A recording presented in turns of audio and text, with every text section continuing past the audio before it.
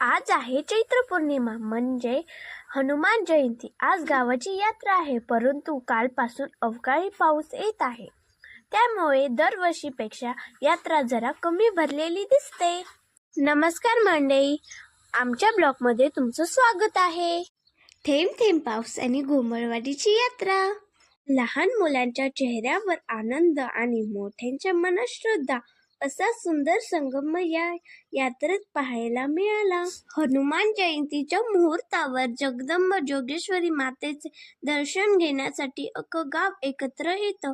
ही आपल्या संस्कृतीची ओळख आहे.